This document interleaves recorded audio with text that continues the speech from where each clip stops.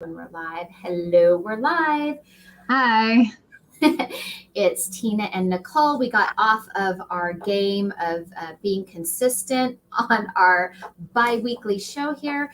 It's mostly because of me, because after my account on Amazon had got deactivated, which I publicly spoke about it threw me off my game for a minute. So here we are, and it's Tuesday. And I think we were doing it Wednesday before, or was it always Tuesday? Always was. Always Tuesday. I think Yep. Wednesday is Wednesdays your is, show that you do that where yep. you sell on whatnot, and so I think that's why I had Wednesday on Yep. the parade. And I'm drinking lemonade out of a wine glass because it just feels good to do it. It makes me feel like I'm drinking, even though it's lemonade.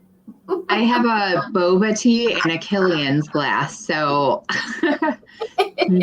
same thing. Yeah. You know, I just we had used to to make talk a about smoothie doing bowl. we used to talk about doing a Wednesday wine down and having, like drinking and doing a show, but I quit drinking several years ago. So I can pretend. Nice. Hi, Reno. I'm glad you came to hang out with us. I posted this a little bit late today. So today, Nicole and I were going to talk about, and we like to call this the Shecommerce show because a lot of us sell on more than just Amazon. Most of us resellers do. We sell on other platforms. And what happens when you lose one of them or one of them gets shut down for some reason? I've always talked about that even before this happened to me. Like, what would I do?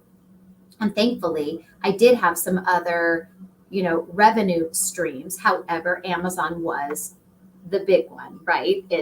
And so now with having lost that, I have just jumped in, like dove in the deep end into eBay because I needed to generate income quickly. And at least I have the skill set. And again, you need to have other skill sets for online selling. You can't put all your eggs in one basket. And so we've just been out there hitting the stores. We've been buying and listing on eBay like crazy. And, I really thought I was going to lose a lot of sleep over my situation. The old me, I think, would have. I've not lost one wink of sleep over this, which surprises me. That's good. And That's I know good. you and I talked about this because you and I are a lot alike with anxiety and PTSD of the things. And I'm surprised how well I've been handling it. I think I've been handling it really well. Do I like it? No. Do I hope to get the account back? Absolutely. If I don't, will I be okay? Yes. That's good. Those are all good ways to see it. I know with our conversation earlier, I was like, I really think you're going to get your account back. I'm like, hey, it's Prime Day right now. So we're like, let's get past that. And maybe there is some truth to them handling it after Prime Day or some clarity at least. So, yeah, every time you message me or I talk to you, you're like, we're out when I get home, we're heading out and stuff. So you definitely have been like out and about. What has that been like? Like, what have you been doing? We've been having so much fun. It's funny, Amazon is a lot of stress. Amazon always caused me stress all the time. It's just stressful. I don't have Amazon stress. And so we've been having so much fun. And I know people think I'm making it up. I'm dead serious. We have been having fun. We've been going to the bins. And so we've gone to Goodwill, we've gone to the Salvation Army store, and we've gone to the bins. We get some good stuff at the thrift store. But the thrift store, the prices are so high on so much stuff.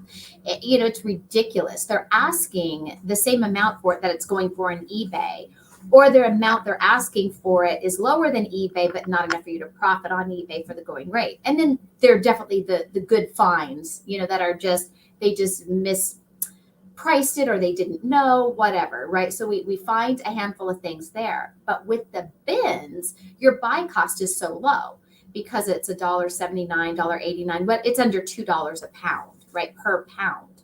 So you can leave with a bag full of stuff for dirt cheap. So we'll go to the thrift store and maybe spend our biggest haul at the thrift store was $80. And I wish I could remember how many items we got. I could grab my receipt and tell you, but it was a few bagfuls of stuff, and it was good stuff, high dollar flips. Then we went to the bins and we spent only $20 and left there with bags full, right? So you get a lot more bang for your buck. I think mixing the two of those is going to be a good formula for us. We weren't making any sales. So that first week, all we did was listen. We weren't making any sales. And then I told you, Nicole, I'm not selling anything. And you're like, you will. And then I think that night I sold 3 things, was it? I think I messaged you like, oh my God, I sold 3 things. And then it ended up being 5 things, I think, by the end of the day. And then you happened to look up on Facebook Marketplace in my city for me. And you said, hey, this lady has these dolls, these 2 dolls. I message her and see if she has them. We did. And we drove to meet her a few hours later, and I bought them, and I already sold one of them, the one that was more expensive, the $75 doll. And I could have got more for it. I know if I wanted to wait, I could have definitely got more. But I went ahead and sold it at $150. And I think the lowest it had sold for, I want to say, was $175, and it was going to Poland. So the person who bought it was having it shipped to Poland. But I was happy with buying something for $75 and selling it for $150. And the shipping was additional on that too. So they had to pay the shipping. Yeah, I actually looked a couple hours ago in your area again to see if anybody had posted anything. So I'll keep an eye on that. But it's kind of nice to be like, hey, this is something that I would go buy that thing. And sometimes, there will be a time where that happens and you'll say, do you have more? And they're going to have a whole collection worth. Like that just happened to us. So it's, is it as easy as Amazon? I wouldn't say it is or isn't, but it's just different. It's just different. If you like the thrill of the hunt, and doing it's fun, and I always liked that. Like I said, I started off with eBay. I've always loved yard selling and thrifting and the treasure hunting of it all. I have always loved that. Amazon doesn't give you that. Now, yes, you're hunting because you're hunting for products, but it's not that same excitement. It's very different, Right. For me, it is anyway. Reno says to make a business card to hand out. And I think that's a great idea. Mm-hmm. That's something my husband said. And we picked up 2 collections last Friday. One was some people I met a year and a half ago, and I was their only buyer the day that I met them. And so that gave them the experience of, everybody doesn't want this stuff, but this one person does. And she gave us her info. Let's see if she wants to buy the rest. And I was able to make a really good deal on that. And so that was kind of a long-term relationship kind of thing. And then the other person, I just posted out and put the message out there, hey, I'm looking for a collection. And the lady said, hey, come up and we'll come up with a price. And that's a little risky because she was 3 hours away. But I ended up with, we took our trailer up there and we were able to fill it up. So just doing what we love to do. Like we do Amazon full time, but this is the thing that I do that I love. Like, it's just, and there's a lot of value in that. So like the things that you say, like you and your husband have had so much fun, like we plan our weekend trips around new places to go, or, whether they're flea markets or antique malls or thrifting or whatever it is, a sale or an auction or whatever. And what we love to do does make more work for us, but it's genuinely what we enjoy doing. Yeah, it really is fun. It's just fun. And I watched this guy called Flea Market Flipper. I don't normally watch him. I don't know. He was part of something that I saw, and I was really intrigued by how they sell. It was like 40 items a year, and that's like they make enough to live off like those sales, because he buys big things like ovens and things that would go pallet to eBay customers, where I would be afraid that somebody would buy this big, expensive and heavy thing and then say, oh, it arrived broken, it doesn't work. Like, how do you deal with that?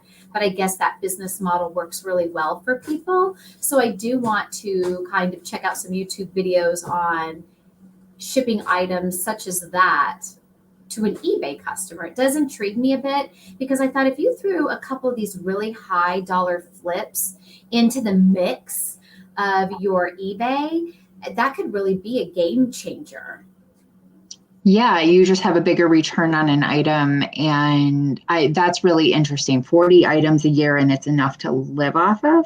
Yeah, because he does really expensive stuff. Okay. Because he buys things off of like Craigslist and Facebook Marketplace, things like, a Gen Air oven, or, think of like an elliptical trainer, or, like big items. I don't know. Well, It's so interesting, the 50 different ways you can do the business. Yeah. Whether you want to do $10 items or $10,000 items, you could do cars or houses, and it's the same idea. It's just different. It's just different. Yes. Hi, Sherry. Yeah, that's crazy. So you've enjoyed going to the bins. Have you seen regulars now that you've gone a few times? You're like, this person is always here. Yes. So I definitely see some regulars. And what has intrigued me with that is that we might have gone, say, on Wednesday morning at 10. And then we went Sunday afternoon at 1. And I saw the same people. Like, what are the chances that they went at these, odd hours of the day? Or I'm like, or do you live here? Like, are you here from when they open to when they close? I don't know. I talk to people because, I'm talkative. So if I'm next to someone by the binge, sometimes I might laugh at something I've picked up, or I'm friendly to people. I know some people say that they go there and they don't want to talk to anybody. And, have you heard any interesting stories, or are people doing it? No. Not yet. It's really, for the most part, just kind of been small talk. We were kind of sorry, my phone is ringing. No, but there was one day when my husband and I went there, in the bin, he picked up, it was an IV bag. Like, it still had like the liquid in it. It looked like saline. It's like, this is a health hazard. Like, why is this in the bins? Yeah. And then there was something else in the bin that I saw, and me and this lady were like, oh my God, like they need to be throwing this away. Like, this should not be in here. So sometimes, I've just kind of laughed with somebody about, oh my. I wonder, like, I've read that the bins is stuff that was in the stores that didn't sell, but obviously that IV bag probably wasn't in there, and everything you see in the bins isn't priced, is it? Oh, there's no, well, the only things that have prices on them are, so it's a Goodwill bin. So the things that had been in the Goodwill store that had their tag on it, like the Goodwill's tag, those kind of tags are on there. But no, at the bins, it's just like they just heap everything in these bins, just piles of it. So these things I don't think have ever even been in their store. So there's nothing is priced, and it's paid by the pound. So that's literally. I wonder how they decide what goes to online auction, to Goodwill bins, and to the Goodwill store. They take the best of the stuff for their online auctions, for sure. And you can tell by what's on the online auction. Then they keep in the store definitely the name brands, and they put red tags or black tags on those. And they're color coded, and those are always much higher priced. So those things that you would normally have gotten to flip, you don't, because they're just priced too high. When I go to the bins, it's rare to find those real good name brand type of things in the bins. For me, in my city. Now, I've been watching now some YouTubers that go to the bins and seeing what they get. Other cities definitely put out better stuff in their bins than we get in our bins, but I'm still finding things that are decent for selling on eBay. We found, my husband knows what it's called, for guys that ride like dirt bikes or motorcycles, mostly dirt bike riders. It's like a plastic thing, like a chest covering. It has like football shoulder and a back plate. I don't know what they're called. It's like a riding thing.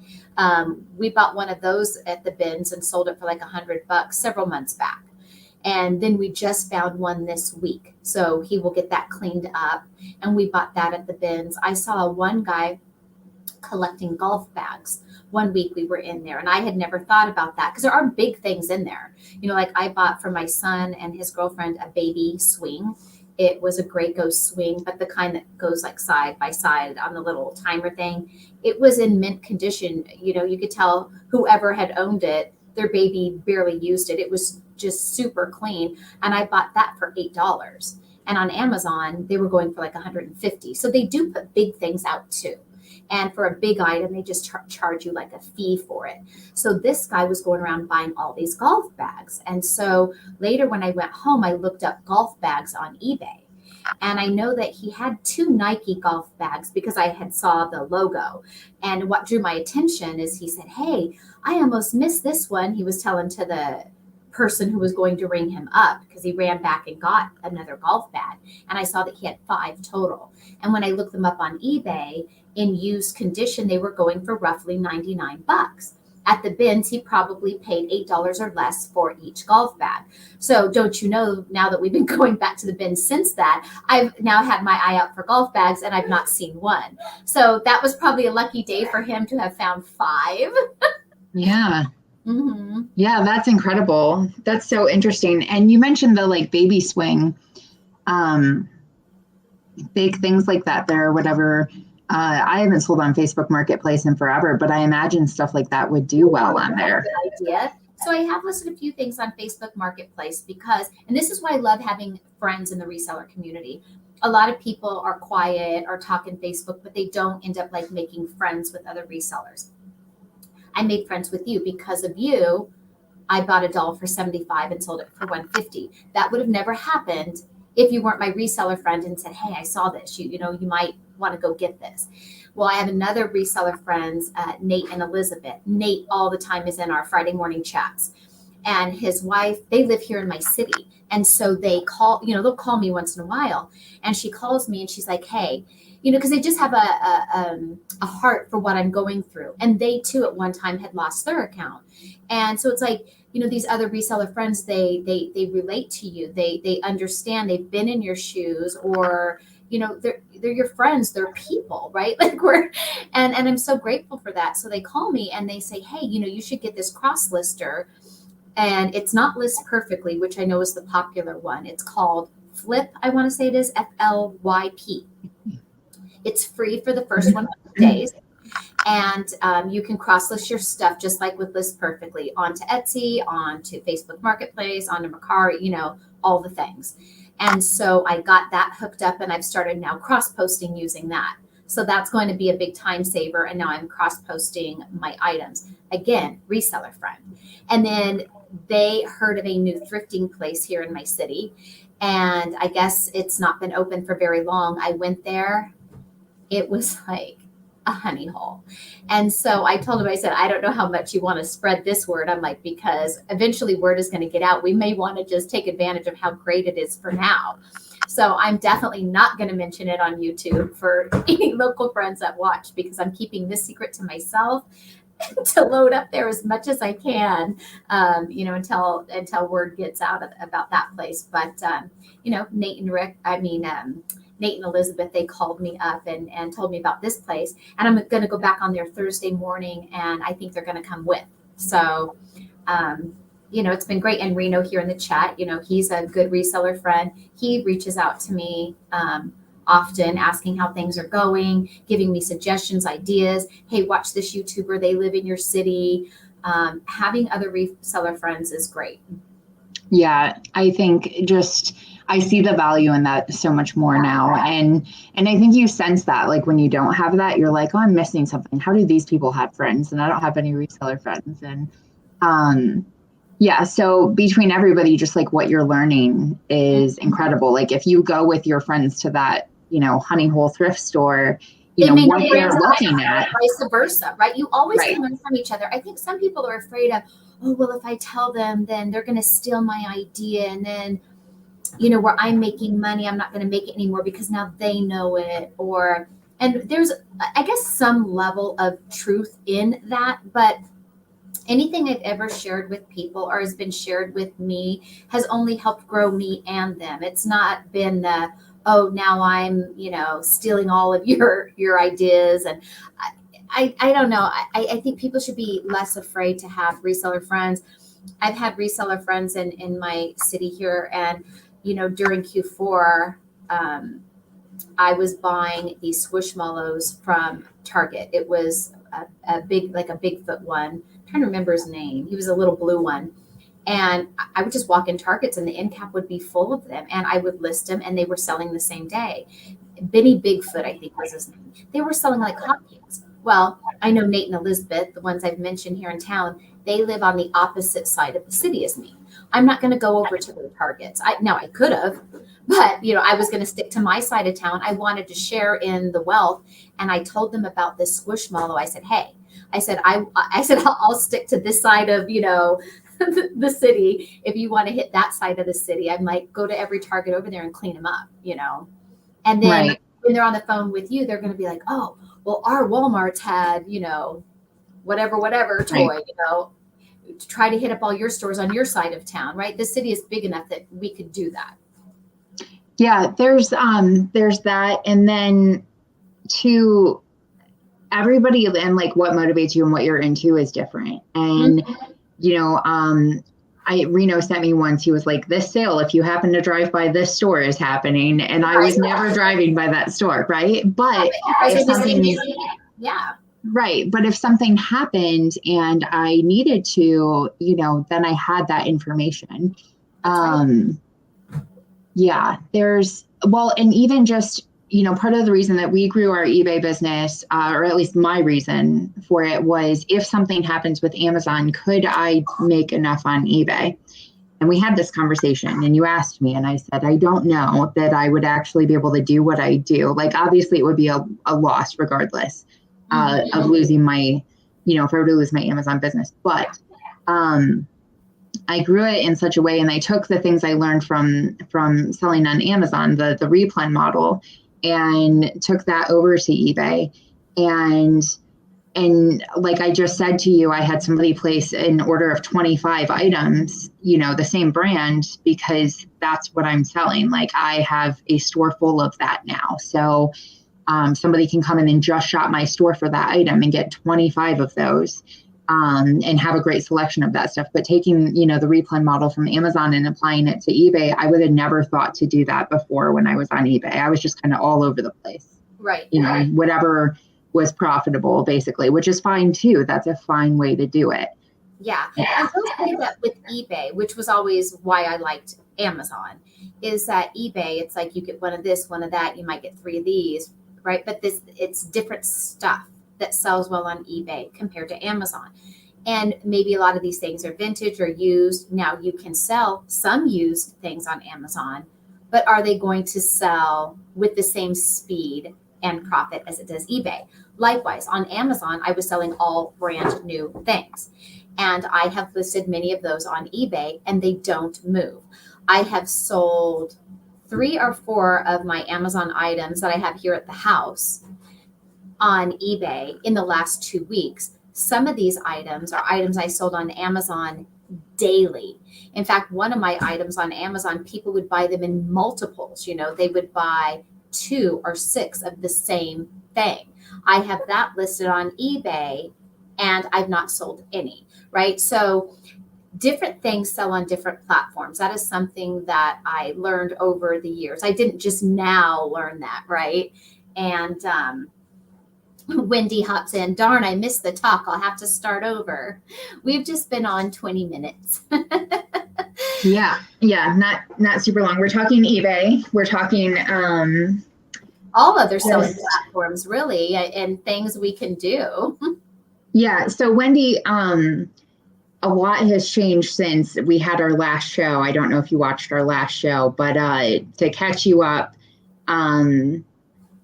it's not my place to share it, but basically Tina has been suspended on Amazon and has really been focusing on her eBay and been going to the bins and Goodwill and stuff like that. So I've caught you up now. You're caught up to speed with us. That's what we're talking about.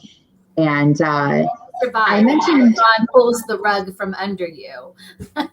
Yeah, the thing that terrifies Amazon sellers. So Reno said buy off high bid to resell. And Yeah, I have a lot of experience with that. That is definitely something that can be done. And I remember you and I looked to see like what was happening in your area in like a category I would be interested in, but there's obviously a million different categories on there. And, always probably, if it's something that interests you, it's definitely a way that somebody could find inventory to resell. You just have to very much be aware of the policies per each auction, what their shipping policies are, what their commission's going to be on it. Do you have your tax exempt on there? Things like that. So, but high bid is definitely, it's a lot of fun. I love doing it in the wintertime. And I just saw garbage on there. And sometimes we all feel that way. I think a lot of times like, oh, my city doesn't have anything good. My city doesn't have that kind of store. And I know I say that a lot for out here and because there is an element of truth to it. And high bid, I didn't find anything great for here, but we do have an auction site here called Nellis Auctions. Nellis is the name of the Air Force Base. It's the name of a road out here called, Nellis, which is named after the Air Force Base, Nellis Air Force Base. Now, the Nellis auction website, I did look through that last night. Now, they had some pretty good stuff on there, I thought. So I may venture to try something on Nellis Auctions. Nice. And there's I've had that same experience. There's a local auction place here, and I've bought off them and went and picked it up before as well. So there's, is there like a weekly, like in our area, there's a Monday and Thursday auction that we go to sometimes, and they have all sorts of things. Like go to it live. It is live. Yep. It's in the evening. It's from 5 to 7 Monday and Thursday nights. And it's everything you could think of, anything from antiques to coins to toys to collectibles to whatever, sports memorabilia, whatever you're into. So I would say every night that they have one, there is something there to buy and sell.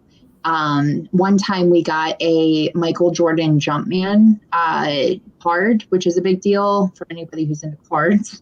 And what was really funny about that story is it's sealed. It's sealed in a pack with some other cards or whatever. And I wanted to verify it was sealed. And the guys were like, don't open it. Like they were really stressed that I was the person trying to like look into it. And I was like, man, I'm going to buy this thing. Like y'all step back. Like I'll open this darn thing if I want to. I didn't, but I would see if there's a local, like, for anybody, is there a local? We do have an auction place here called McManus Auction, and it's in it's on the other side of town. But it is an auction like that. You can go in and see the stuff and walk around and do the auction there. I know back when I only did eBay, there were some eBay sellers here that would go to the McManus auction house. That definitely is a possibility.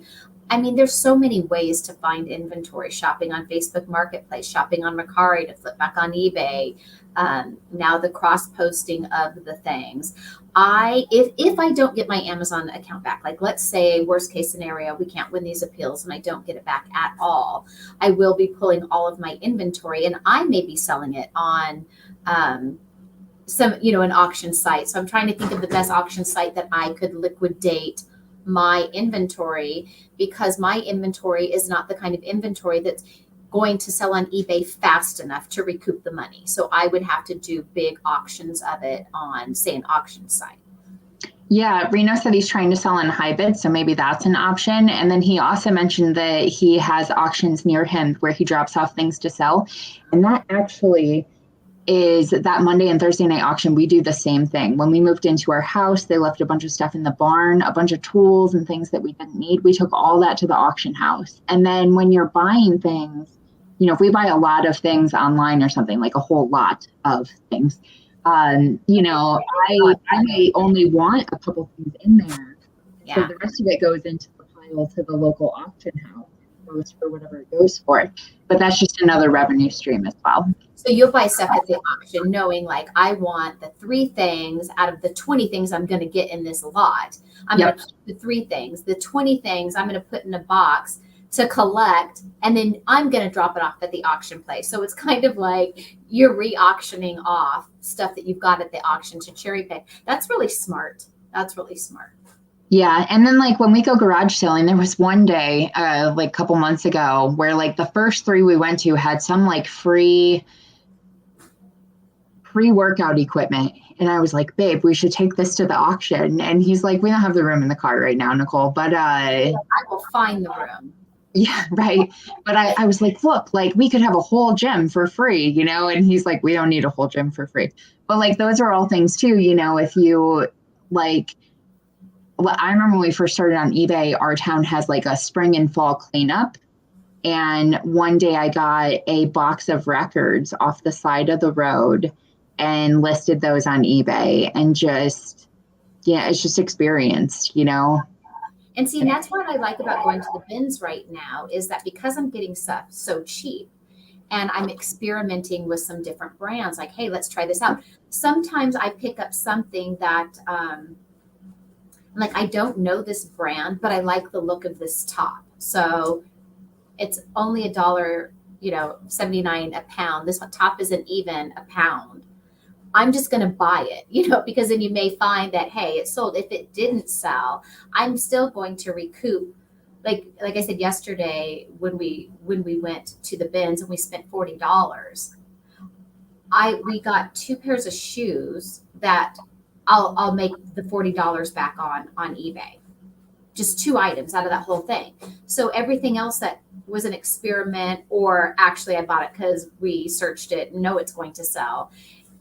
It allows you to take risk and just try, right? Just you're still not going to lose. I mean, if it doesn't sell, so what? You redonate it. I mean, I don't care. This Right. is how you learn, is by doing.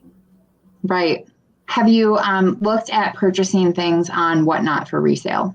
Okay, now that's what I want to talk about. The second half is I am scared of Whatnot. I've never done it. And so I've watched you a couple of times, but I see what it looks like on my end, right? Like watching somebody say, okay, we have this hair color brush from Sally's, and like whatever it is they're going to say about it. So I know what it looks like for me watching it, but on the backside, how it all works is a mystery to me. Okay. So I guess you got to get in there and just throw your bid in. Don't bid yourself up. This is actually my biggest tip. The first time I ever bought anything on Whatnot, I really wanted this Transformers comic book. Okay. And I was like, I'm going to get it. So I just kept sliding the thing over, and all I was doing was bidding myself up. Nobody was bidding against me. You were outbidding your own self. Yes. Yeah. And it shouldn't allow you to do that, but it does. So when I am watching a show and I want something, I'm researching at the same time, and it takes a little bit of skill to do that or something, right? But I'm no genius, and I'm sure plenty of other people do that. So I will, if I'm watching the show on my phone, I'll use my laptop, or if I'm watching on my laptop, I'll use my phone. And I'll see like, okay, I can pay max $20 for this, and it might say $8 shipping. And so I'll put in my max bid at 12, and then it just does whatever. Or you can bid up to 12. But you'll find too that like it's just a slide over to bid or whatever at the bottom. If you click on custom, because the slide over will bid you up like $2 increments or whatever. You don't have to go up $2 increments. You can only go up one. You can do just $1 increments. And so don't let them spend your money without you being okay with it, is I guess my point. But there's tons of deals on there. Because I have stuff I think I could sell on Whatnot. And this is the other thing is I don't know what it looks like for you being the host of the show. Like, because I know when I've watched your show, you say, it ends, like, okay, it's done. Like, who sets that timer? Whatnot? You? Like how does that work? It's me. And I am very much in the moment, how I feel, whatever person. So I did a show the other day for 3 hours, and when I decide I'm done, I'm done. I'm just like, okay, we're going to go like raid somebody, and I will see you guys all on Wednesday or something. Yeah. And people should know that about me by now. But some people might have a set time. They'll say, we're going to do I have a friend, she does a power hour. She just does 1 hour at a time. And so it's up to you. I've done an 8-hour show. It's exhausting. It's really, I've gone live from places. So when you're at the Goodwill bins, I think of you. I'm like, if you had an audience, and your people, you can, because other people are doing it. They're doing it from the Goodwill bins, doing a live show and showing stuff, and people will say, run it, and you can run it for, $5, whatever it is, and make money that way too. I'm gonna have to start watching more Whatnot shows to see what they're doing. And then the thing is since I'm an everything seller, I think from what I gather on Whatnot, you're better to be a niche seller. Like I sell clothes, I sell baseball cards, I sell glass. Because it seems like you're going to build up a following if you sell the kind of thing they love. If if I'm a glass seller and I have all these glass followers, and then tomorrow I'm hawking baseball cards, it's like I think it's better to not be an everything seller on there. Would you agree? That has been my experience as well. It is a little different after you have a following. You can go and show other stuff, but people will say to me, they'll be like, oh, I forgot that you guys have a toy store, like that you sell other things besides the one thing you're always selling on here. Mm-hmm. And those people often will buy other items off of me. So that's after establishing a relationship and after they get to know you as a person. And I would agree with you. There is a category, storage units and estate items or whatever.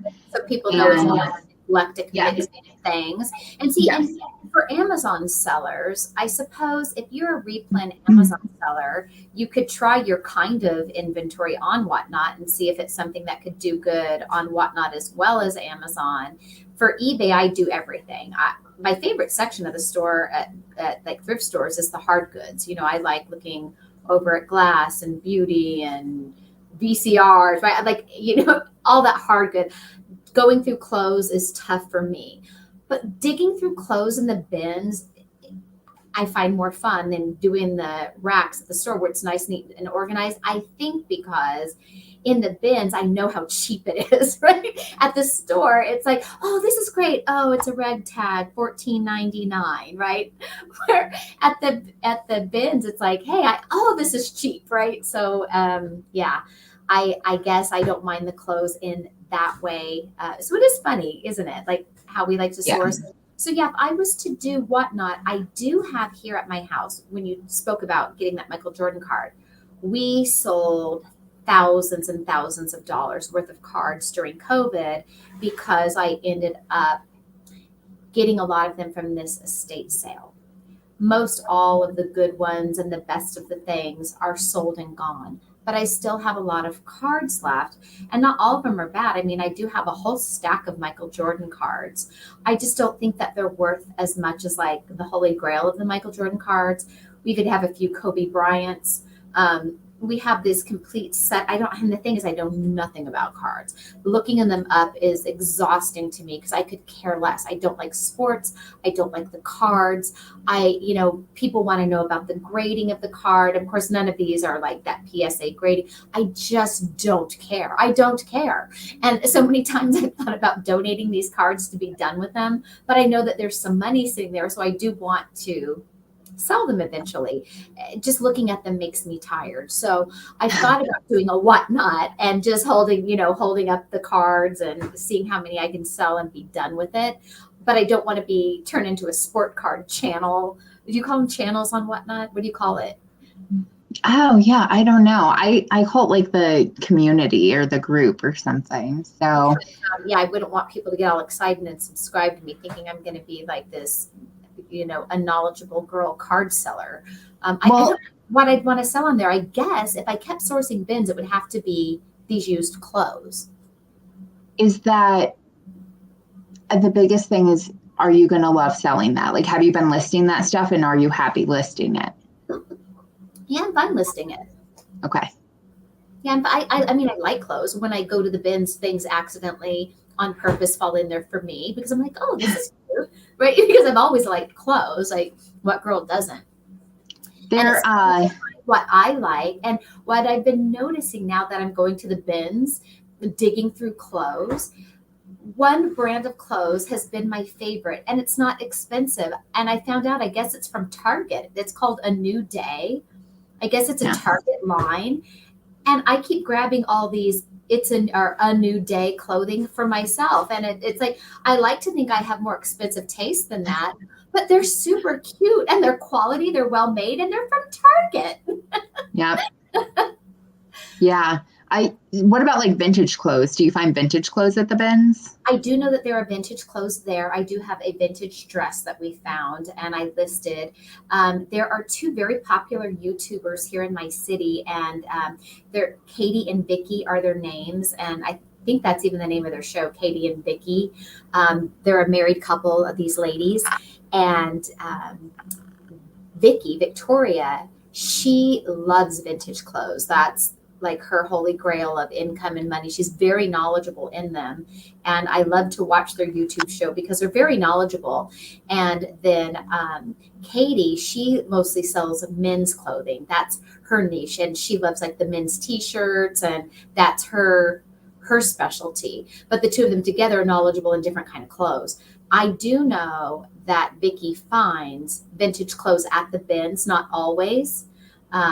But she does because I watch their show. They do it every Sunday. And so she shares the things that she's gotten. They're things that I would have likely just picked up and tossed and not realized it was even vintage or worth any money. So she has a really good eye for that. Yeah. So that's something that maybe we'll develop too, if that's what you're spending your time doing. Vintage clothes we love as well. My 19-year-old for sure. And then we go to Totally Rad Vintage Fest, which travels around the country. And I was able to pick up a Mariah Carey unplugged brand new with tag shirt from like 1992. Oh, yeah, I've never found a good vintage concert T-shirt ever. In those bins. Yeah. Yeah, I paid up for it, but the Totally Rad Vintage Fest travels around, and so you have these people from all over the country who sell at this thing that's traveling around, and these people are definitely picking up stuff at thrift stores or at estate sales or flea market, wherever. So I have quite the vintage clothing collection now because of my 19-year-old being really into. Yeah, I definitely love vintage T-shirts. They call them the T-shirt bros. They go to the bins, and so that's all they do is they're going in there digging for the T-shirts. So it's hard to compete for getting T-shirts at the bins because of the T-shirt bros, as they're called. And and I learned about that from Katie and Vicky from watching their show. So when I go to the bins, it's easy to figure out who they are because are they there? Have you seen them there? They're together, and they all just like take big piles of it out and put it like in their carts, and they don't even care what they're grabbing. They're just grabbing it all, and then they put it all off to the side. All of them have all their carts, and then they go over to their carts and they start scanning, look, and then they toss back their rejects. So that's the secret to success right there. That's it. That's exactly what I would do. And everybody scoop it up, and then, yeah. Yeah, that's exactly what I would do. Yeah, absolutely. Yeah. So that's how you compete with them. But there's money in it. So, and they know. So that I'll have to check them out. But like I can't stand the crowds of people at the bins, like where there's a whole bunch of you, right? And it's like elbow. I just can't stand that. And then there's always that rude person where you're looking right here and they're tossing their stuff like right on top of where I just like let them go crazy. And then I go in there afterwards and I still find good stuff. Like I went through one of the bins. Nobody was even at it because everyone had already done their little quick run through. And I found a brand new in package Hunter ceiling fan remote control, like the little setup for your fan, and it was still brand new in package, and I sold that thing for almost $100. And it's like that was at the bins and nobody cared about that stuff, right? So that's great. There is not everybody's looking for the same thing. So right. Sure, I can try to go in there and compete with them on T-shirts and go and try to do the same thing, Or I can, get knowledgeable about other things that nobody is caring about. I definitely see people have their niche. There's people that those little tiny toys, whatever they are, My Little Pony, whatever. I don't know enough about the little toys, but there are people that just grab, and they definitely know which ones they're looking for. And they're just getting in there and grabbing them. Then you have the people who go for the shoes. Shoes. There's a van that shows up at our bins, and it's from Mexico. It's this white van, and they come up to the States. They go to California, here through Nevada, Arizona. They load up their van with shoes that they get at the bins, and then they drive it over the border to Mexico, and they're making a killing. So it's like, that guy is in there buying shoes. And then there's people that go just to the electronic bins. They're looking through the cords so I do notice people have They're neat. Yeah, they're unique. And then there's someone like me that, look, I'm game for all of it. Blankets, sheets, toys, look, I'm here for everything. So, Right. Sometimes I don't know which is better, to have your thing that that one thing that you're good at, and rummage and look for that stuff. I feel like, yeah, that makes you really good at that, but it also limits you. What if there's not a lot of that stuff today, but you walked by hundreds of dollars of clothes and ceiling fan remote controls and other things? I don't know. I really just don't know what the best approach is. I personally like looking at everything. So it's like, I get that, what is that? Attention deficit. I might be looking over here and I think, oh, but I wonder what's in that bin over there. Maybe I should, maybe I should be looking at this hard goods, or, yeah. So I don't know. I like looking at all of it. Yeah. And I don't think that one way is right or wrong necessarily. It's whatever you're happy with, whatever you're comfortable with, whatever is like fulfilling you. Yeah. I totally understand what you mean about like, looking at cards and like getting a headache. Like I'm that way with clothes. Yeah. I don't love listing clothes. I don't mind shopping for them. I really don't. It's the listing of them. And what it is that I don't like about the listing of the clothes is I don't like measuring them. I don't like measuring pit to pit. I don't love that. So what my husband's now been doing is just putting the tape measure in the photos. Perfect. On there. And I'm like, well, that's clever, because, that way they can visually see it anyway. I've been still measuring it and putting it in there. And now I've kind of got this little system down in the last 2 weeks where it's like, it's not that bad. I just do 10 at a time, and then that's it. So. Oh, that's nice. And it's a lot of it's it's perspective, is it the worst? No. Yeah. But definitely hard goods is more fun to photograph, and but you're still measuring the hard good too. So that's kind of funny, right? Like I might have a figurine. I'm still like measuring it, but I guess I don't have to measure as many angles of that. It's psychological, honestly. It just is. Yeah. Yeah. So I think maybe, well, if you did start selling on Whatnot, you sign up for it and they take you through a training, and then people who are on it already. So that definitely is helpful, right? Like we said earlier. First, and I know you had sent me like a coupon thing. I don't know if they expire or if you have to resend that to me. I don't think so. You get like a referral for something too. And you get a discount on your first purchase. Yeah. So I don't think I set up a Whatnot store. So if you get like credit for referral for someone doing that, I definitely got to go through yours when I actually do go to set it up. But I will definitely try to buy something on Whatnot for funsies. I like beauty products. I know you and I've talked about that before. So sometimes one of my first go-to shelves at the thrift store is the beauty stuff. I want to look at the shampoo and the conditioner and the curling irons. And that's usually my first go-to spot, always had been. Because I was in the hair business for years and years. So I already am more knowledgeable. I can spot a professional curling iron or blow dryer right away, right? Because I'm familiar with it. I know it. One trick to that, for those of you who don't know, who like sourcing for eBay or, stuff like that, is generally your first sign is the cord is much longer. The professional blow dryers and curling irons have a much longer cord than the ones that you would get, like at Target. right? Because think hairstylists need that longer cord for walking around the chair. And so that's usually one first sign. If you notice like, gosh, that cord seems really long, look it up. Right. And there are things like if you were to look right now on eBay, there is, I used to use it for years and years, and now you can't get it anymore. It's called, the brand was Joico, but it's called Ice, like a cube of ice Spiker. The little tube of it is kind of like blue and white, and it was like a hair glue, so when the boys used to wear their hair spiked, when that was popular, the spiked hairdo, you would put this Ice Spiker in there, and I mean it it was like they put the Gorilla Glue in their hair, right? It was like really crunchy, and it would have been great for mohawks. You can't get that anymore. So if you were to find, say, a tube of Ice Spiker at the Goodwill, you could sell a tube of that for $50. And so you can sell that kind of stuff on eBay.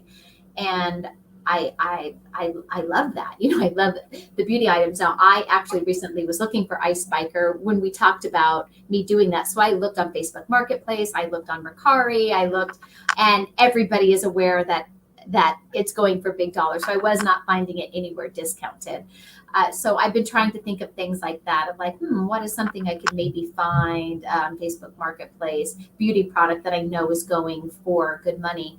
Another thing I was trying to find for eBay is what brand new items we sell on eBay like we can sell on Amazon. And I did find a hair product from Costco that has good sell-through rate on eBay that's profitable. And I had sent you the link to that, saying, hey, if you shop at Costco, this looked actually kind of good. That was the first item I had found. Because I don't spend all day just doing that, right? Like I'm spending a little bit of time here, there, and so it's like if something pops up and it's right. good. Yeah, so I definitely need to find a new routine in this interim while I wait for my Amazon account to come back. How do I manage my time of trying to do an online auction to buy on this or to go on and whatnot? There's so many possibilities. Like there's just so many avenues you can go down. So I have a Google Doc that I was doing, and it just said morning. And then it was what I did, and the first step would be go to eBay, and I would send offers to everybody, minimum 5%, or maximum 5% offer. I send it to people all day long. And then it was to promote everything that's been listed for more than a day at a percentage. And then it would be to go to Amazon and check like my account health and so on and so forth. And then it would be to go to like these other websites and places I would check for deals or things. And it could be as simple as checking Poshmark for something to resell, something somebody listed low, or Mercari or whatever. And I think probably on Mercari in the last month, I've probably bought 50 things on there that I flipped to eBay for a profit. Like that's everyone's golden nugget right now of information in this stream. But what I look at is different than what everybody else might look at. So. That's right. Yeah. So, and I guess I'm trying to find that thing right now. I mean, you have your thing that you like to look for. I guess I'm trying to find my thing that I'm like scouring. Okay, I'm going to go to Mercari or Poshmark and see if I can find that. Right now, I don't have a thing. Right. So I'm like, I'm going down all kind of rabbit holes of things. That nurse that I like her YouTube, the Nurse Flipper, I think she's called for eBay. Wendy likes her too. Oh yeah, she did an interesting video that I watched. And Wendy says, if you have an iPhone, there's an app that will measure for you for the clothing on eBay. I'll have to find that. That's really cool. What is the app, Wendy? Go ahead and put it in the comments if you know it. But go ahead. So she did an interesting video on vintage beach towels that were going for really high dollar on eBay. And so I was like, oh, what a cool idea to look for those. So I did go onto Mercari and I found a bunch of these vintage beach towels. Some of them were really high dollar, like kind of what her video was about, but some of them were not. So then I tried to look those up on eBay, but came back with nothing that was worth buying to flip. But let's say I had, then I would probably have made the rest of this week about finding vintage beach towels, right? So I guess for me, I haven't found the thing that it's like, oh, wow, I really keep hitting sweet deals on this. I will say my sweetest deal flip of the week for eBay for me was from the beauty section.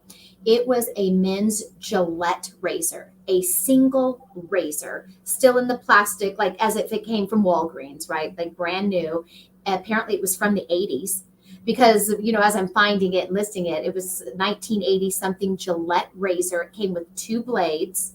And I sold that thing for $69, one razor. And that was from the beauty section at the Goodwill on the shelf. And I scanned it because it was a brand new razor and package. Now, did I know it was going to be a high dollar? No. Was I shocked to see how much it was going for on eBay? Absolutely. So it's just that it was in my favorite section. And so that's why I scanned it.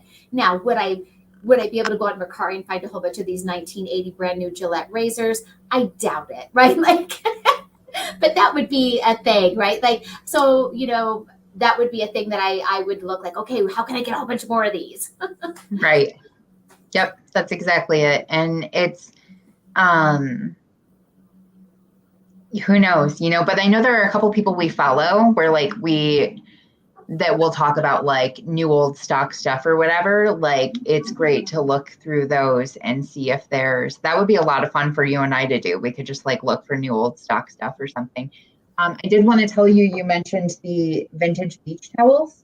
Yeah. So like, was it like character related or like brand related or what is it? Yeah, I'm trying to remember what they all were now. Some of them were designer, right? As they got more and more expensive. But I wish I could remember. I want to say one was like Ghostbusters. I think one was a Ghostbusters towel from the original movie.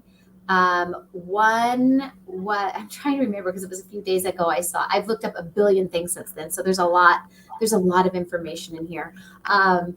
One of them I want to say had mushrooms on it, like was very like 70s looking, right? Like that hippie kind of beach towel. Some of them were name brands, right? Like think of a Chanel beach towel. So I mean that anybody would know that. But yeah, they were just vintage era towels. I don't recall that any were Mickey or Minnie Mouse towel. I really don't remember. You'll have to find the video. It's not that old. So I will. I collect vintage beach towels.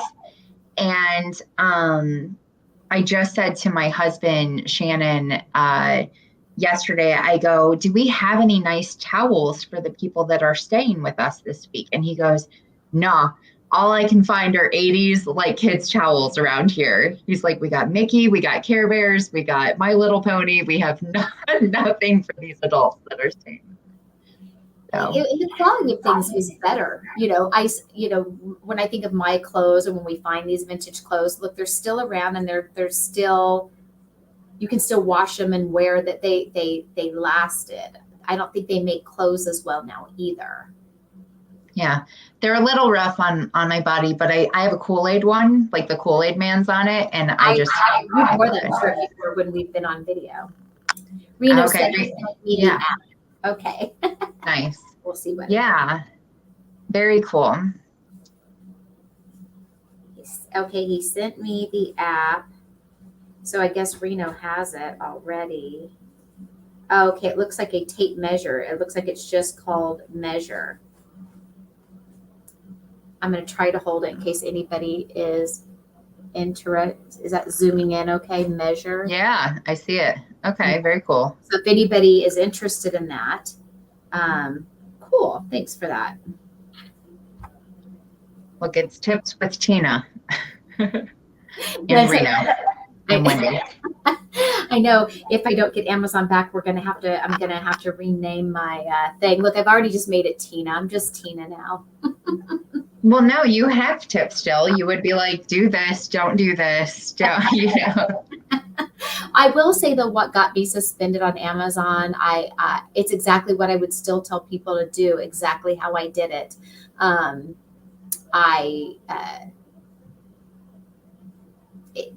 I really think I was a fluke in it all. I still stand by that to this day. And speaking of that, the one thing I've talked about is another one of my income streams is that I coach people with their Amazon accounts and I help other sellers. I just worked today. So I didn't work on eBay today. My husband did all eBay. I spent 6 hours working in a client's account, creating listings for him. I did 7 variation listings in their account today. And so because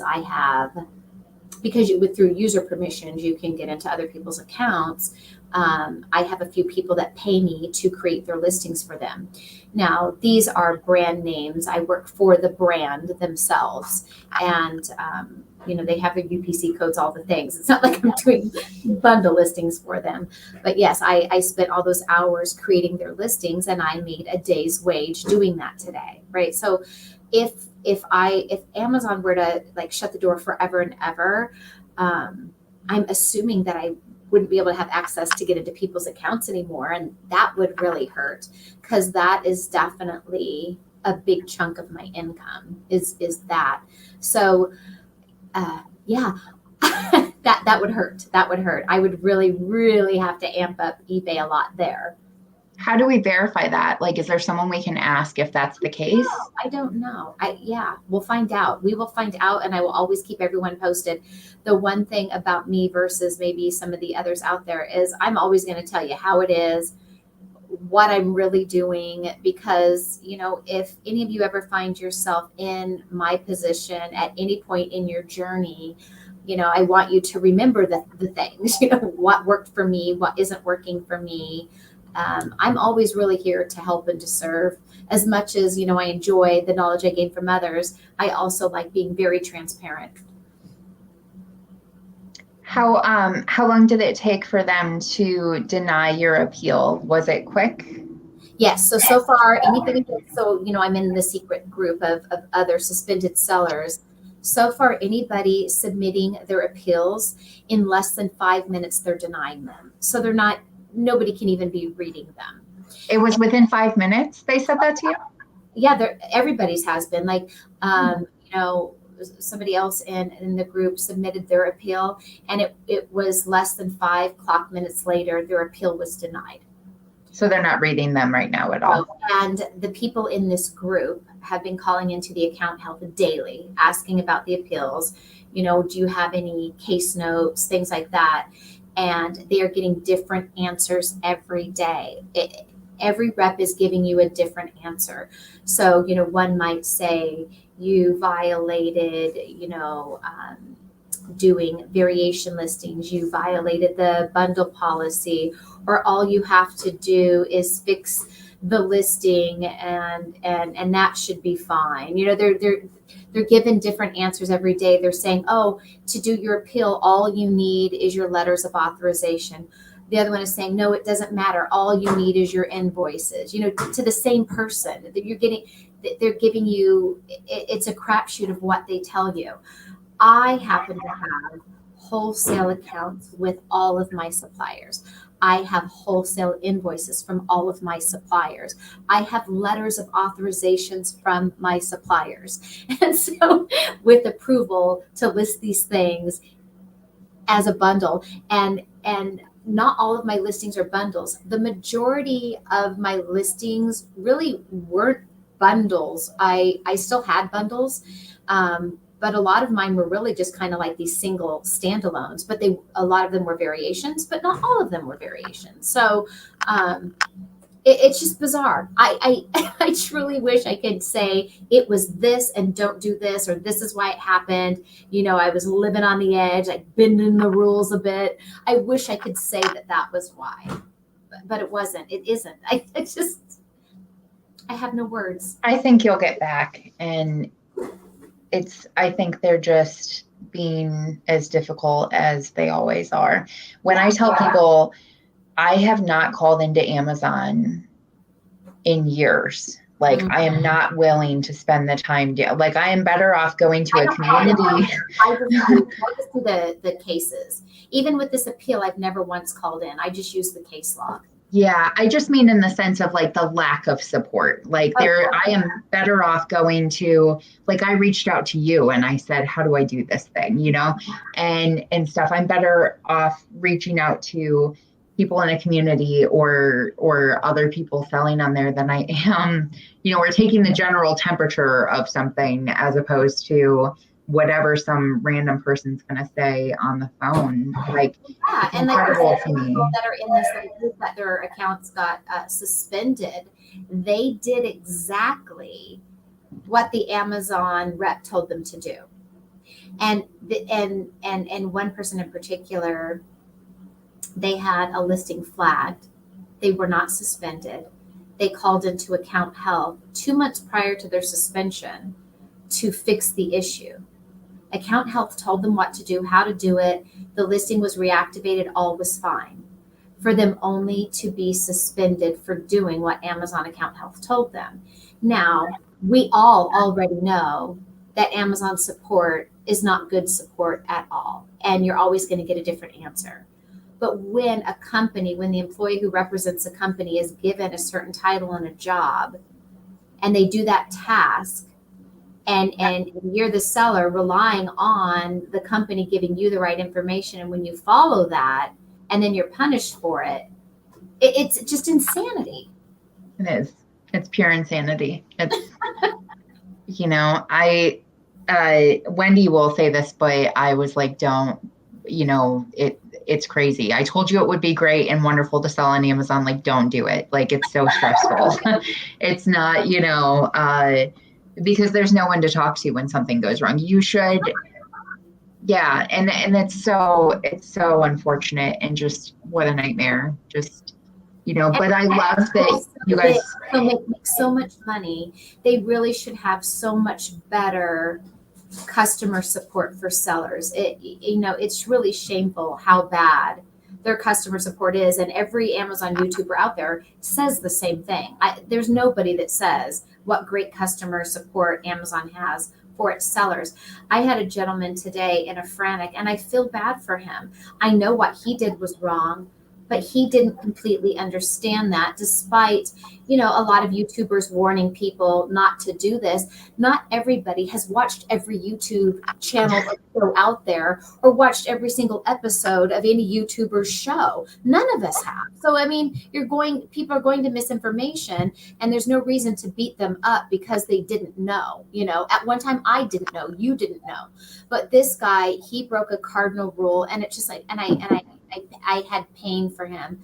So he was helping another Amazon friend who had an Amazon account who was suspended, or they were in trouble. I forgot what the issue was. Trying to get engaged. I just had messaged with him today. They were at his house On his Wi-Fi. On his Wi-Fi, and they logged in to the friend's account using the friend's password and email to their account, not knowing that that was a no-no. And he just got account health had let him know that his account is now associated with another Amazon account, that it's in critical status, although he wasn't shut down yet. He got on the phone with the account specialist, and they want him to prove these things. Mm-hmm. And so now he's at risk of his account being in suspension for being linked to the seller because he made an innocent mistake he didn't know. And now he's in fear of losing his selling privileges, and understandably so. And it's like, this is the kind of stuff that is just unfair with Amazon. Now, there are so many shady people out there, which is why this became to be a thing, but if he were to, how they make you verify your account now as a new seller, if they just would do a video call for him to verify that, hey, I'm still me, it was an innocent mistake, but yeah, it's unfortunate. My husband's friend who lives in Vegas had a merch account and was doing really well with it, but it got shut down. If we ever do anything vacation wise together, if we ever go visit him or he comes and visits us, we can't be on the same network. And it's such a try telling your kids that, who want to use their tablet, who are like, oh, can I just connect to your Wi-Fi? And, like there's all these like little like gotchas that are really excessive. And in a sense like that is something so innocent, right? Like so innocent. And what if you didn't know? Like, what if you didn't know that, this was a banned Amazon seller or what have you? Yeah. Yeah. When we go to Airbnbs and stuff, or, and this is it sounds so stupid, but my son's friend was coming over the other day and I go, what are you guys doing? And he said, we're watching The Boys. And he goes on Amazon. He said, my friend's coming over and we're going to watch The Boys. And I'm like, do they have an Amazon account in their house? Like you freak out about it. Like, how do you tell your kid? Like, so he logged in here and they watched it. But the whole time I'm like, I hope that his parents haven't signed up for, an Amazon account and didn't do it right or something, just. I feel stupid saying it too. And I've said it to so many people. I'm like, you can't connect to our Wi-Fi. Like, I don't know what you do in your free time. But I'm sorry, you can't even come to my house now. Yeah. Yeah. Yeah. So I just felt bad. And I believe, if I'm right, her account was suspended because she did a no-no, but she knew she did a no-no. Is she was using like a counterfeit invoice to get ungated. She was taking desperate measures to get ungated in something. So things like that, it's like, that was a big no-no. So he was being a good friend, trying to log into her account to help her maybe fix that. And but he's just a seller. He's not someone who, knew that you can't do that. So now that it may affect him, that's just sad. Yeah. Yeah. Sherry said, so it's not just using the same computer, it's Wi-Fi too. Yes, it is Wi-Fi. Because they track IP addresses. Amazon tracks IP addresses. So like, for instance, let's say I don't get my account back and I want my husband. Well, hey, who cares? We'll just set it up in your name. So I have my husband to go sign up. Amazon will say you share the same address as a deactivated or suspended Amazon seller, and they will deny you right away. They're not going to just let your spouse or your kid get an Amazon account. In fact, if you have an Amazon account at the same address as like your maybe teenager wants to do one, you actually have to notify Amazon first that we want to open up a second account. At our residence. Amazon is going to want to know why. You're going to actually have to get it approved. And this is if your account's in good standing, right? We're not talking about you got deactivated and now your teenage kid or your husband or wife is going to get denied. If two people that live in the same house want an account, you have to call Amazon first. Like, there are some people who, like, let's say I had my account and maybe I go get a brand name, Tina's Treasures, and I want to open up a store on Amazon that's just my branded Tina's Treasure stuff. But then I have my regular Tina Sells Everything Amazon store. I have to get approval from Amazon and justify why I need a second store. And I would say, well, Tina's Treasures is just all my Tina Treasure branded things. My Tina Sells Everything store is just my other store that's not a brand storefront store. And Amazon will say, oh, okay, you can do that. And then you'd get brand registered and the whole thing. So there are people who do have more than one account for that very reason, is they have a brand and they want their brand to have its own store. Yeah. Actually, Wendy and I experienced this. We rented a house because it's my husband's aunt, and we rented a house, and she had signed up prior to this vacation for an Amazon account, and we get there and we're there for a week. And I say to her, because I need to handle my Amazon business, she doesn't have one. I say, is it okay if I'm the only one that connects to the Wi-Fi to run my business? And what a terrible thing to have to say to somebody. Like, and she was cool about it. I don't know that she fully understood, the severity of it. Yeah, but I was like, we both can't like be on this Wi-Fi. So I hope you love talking to people because I have to run my business. Just it's such a weird conversation to have, and people look at you like you're nuts. I had another friend come over to my house and he's like, "What's your Wi-Fi?" He's like, "I'm just gonna work for a little bit," and I'm like, "No, like you're an Amazon seller too. Like we have to sit and talk to each other. You can't be working." So it's wild. It is. Crazy. Yeah.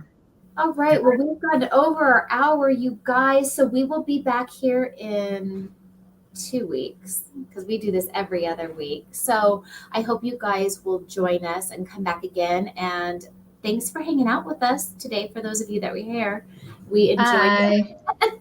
Bye. I'm actually going.